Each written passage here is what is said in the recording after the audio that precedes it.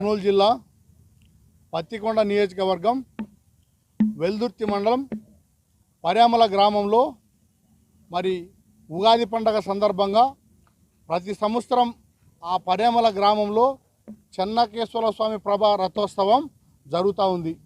ఆ రథోత్సవం మరి ఉగాది పండగ కరి పండగ రోజున 31వ తేదీ 3వ నెల 2020 తేదీ సాయంత్రం 8 గంటల సమయం అప్పుడు మాదిగ కాలనీలో చెన్నకేశ్వర స్వామి రథోత్సవం ప్రభ మరి ఊరేగింపు జరుగుతూ ఉంది.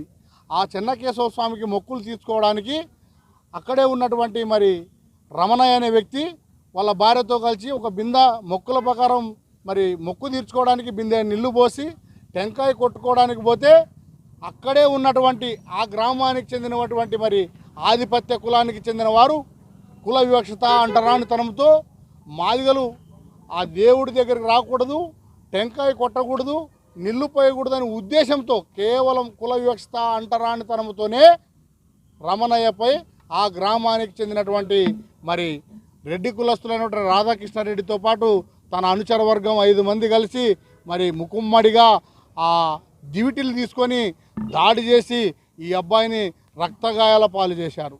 రక్తగాయాల పాలు చేసి మరి చంపేందుకు కూడా ప్రయత్నం చేశారు. వారు చేసిన దాడిలో చనిపోయాడని చెప్పి వదిలి వెళ్ళారు. వెంటనే వాళ్ళ బంధువులు వాళ్ళ భార్య తీసుకొని వెల్దుర్తి ప్రభుత్వ హాస్పిటల్లో జాయిన్ చేపించి చికిత్స అందించారు. ఈయన తగిలిన దెబ్బలకు మెరుగైన వైద్యం కోసం వెల్దుర్తి ప్రభుత్వ డాక్టర్లు కర్నూలుకి రెఫర్ చేశారు. ఈ రోజు వరకు కూడా ప్రభుత్వ హాస్పిటల్లోనే చికిత్స తీసుకుంటున్నాడు. ఈ విషయం ఈరోజు కర్నూలు జిల్లా ఎస్పీ గారికి కూడా మరి విషయం చెప్పడం జరిగింది. ఏ ఇబ్బందులు లేకుండా ఆ అబ్బాయికి రక్షణ కల్పిస్తాం, పత్తికొండ డిఎస్పీ గారితో విచారణ చేపిస్తాం, మరి చట్టం ప్రకారంగా చర్యలు తీసుకుంటామని చెప్పి ఎస్పీ గారు కూడా చెప్పడం జరిగింది. గ్రామాల్లో కుల వివక్షత అంటరానితనం అనేది పెట్టరేగిపోయి నాట్యం ఆడుతోంది. తక్షణమే రెవెన్యూ అండ్ పోలీసు వాళ్ళు గ్రామాల్లో పౌర హక్కుల జస్టిస్ పున్నయ్య కమిషన్ సిఫారసులు అమలుపరిచి గ్రామాల్లో పౌర హక్కుల దినోత్సవం జరిపి దళితులకు చట్టాలపై అవగాహన కల్పించి దాడులు, దౌర్జన్యాలు, హత్యలు, అత్యాచారాలు, భూకుంభకోణాలు జరగకుండా నివారించాలని చెప్పి డిమాండ్ చేస్తూ ఉన్నాం.